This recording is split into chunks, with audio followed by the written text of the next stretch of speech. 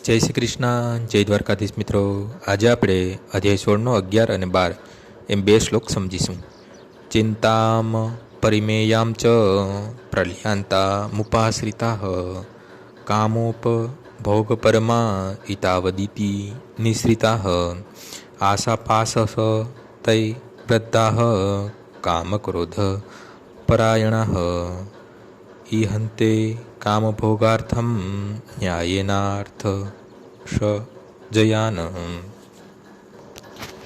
તેઓ એવો વિશ્વાસ ધરાવે છે કે ઇન્દ્રિયોની તૃપ્તિ એ જ માનવ સભ્યતાની મુખ્ય જરૂરિયાત છે. એ રીતે અંતકાળ સુધી તેમને અપાર ચિંતા રહે છે. તેઓ લક્ષ્યાવધિ ચિંતાઓની જાળમાં બંધાયેલા રહીને અને કામ તથા ક્રોધમાં ડૂબેલા રહીને ઇન્દ્રિય તૃપ્તિ માટે અનૈતિક સાધનો દ્વારા ધન સંગ્રહ કરે છે. આસુરી લોકો માને છે કે ઇન્દ્રિય ભોગ એ જીવનનો અંતિમ ઉદ્દેશ છે અને તેઓ પ્રાણ જ્યાં સુધી આ જ વિચારો ધારાને વળગી રહે છે. તેઓ મૃત્યુ પછીના જીવનમાં માનતા નથી. તેઓ એ પણ માનતા નથી કે મૃત્યુ પછી મનુષ્યના આ જગતમાં કોઈ કર્મ અનુસાર વિવિધ પ્રકારના શરીર ધારણ કરવા પડે છે. જીવન માટે તેમની યોજનાઓનો ક્યારેય અંત આવતો નથી અને તેઓ એક પછી એક બીજી યોજના બનાવતા રહે છે જે કદાપી સમાપ્ત થતી નથી.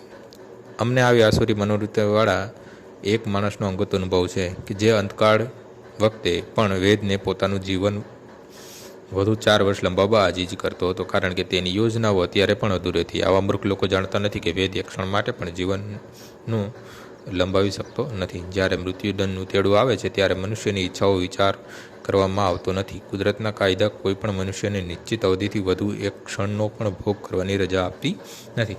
આસુરી મનુષ્ય ઈશ્વર અથવા પોતાની અંદર વિદ્યમાન પરમાત્મામાં શ્રદ્ધા ધરાવતો નથી. માત્ર ઇન્દ્રિય તૃપ્તિ ખાતર સર્વ પ્રકારના પાપ કર્મ કરતો રહે છે. તે જાણતો નથી કે તેના હૃદયમાં એક સાક્ષી હાજર છે. પરમાત્મા દરેક જીવના કાર્યો જોતો રહે છે. ઉપનિષદમાં કહ્યું છે તેમ એક વૃક્ષ પર 2 પક્ષી બેઠા છે. એક પક્ષી કર્મ કરતું શાખા પર લાવેલા સુખ દુઃખ રૂપી ફળ ભોગવે છે અને બીજું તેનું સાક્ષી છે. પરંતુ આસુરી મનુષ્યને ન તો વૈદિક શાસ્ત્રોનું જ્ઞાન છે અને ન તો તેને કોઈ શ્રદ્ધા છે. તેથી તે ઇન્દ્રિય ભોગ ખાતર ગમે તે કરવા પોતાને સ્વતંત્ર માને છે અને પરિણામની પરવા કરતો નથી.